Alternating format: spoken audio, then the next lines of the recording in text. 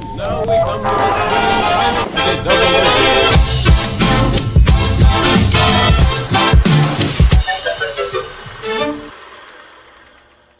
Meron ba kayong karning baka mga kamansi?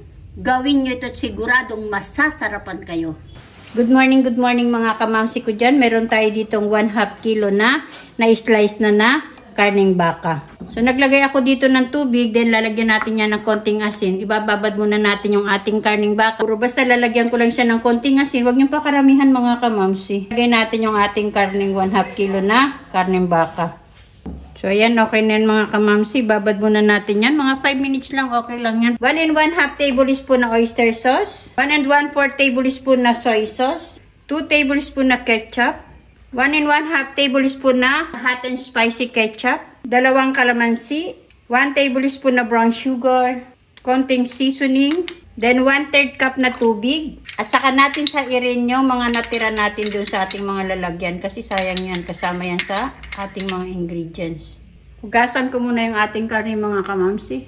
Gagamit ako ng 1/3 cup na crispy fry spicy. 1/3 cup na all-purpose flour. Saka natin i-mix. And then saka natin ilagay yung ating karne. Coated lang natin dito. After natin itong i-coated, prituhin na natin. So magprito na tayo mga kamamsi. Lagyan natin ng oil. Medyo mainit na yung ating oil. Magprito na tayo. Lagay na natin ang isa-isa.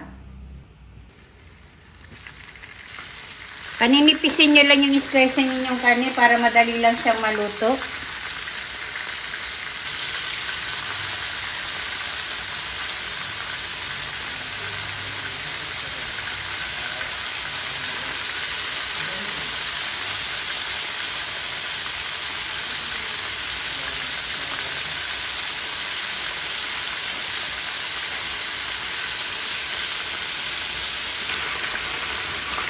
Bango.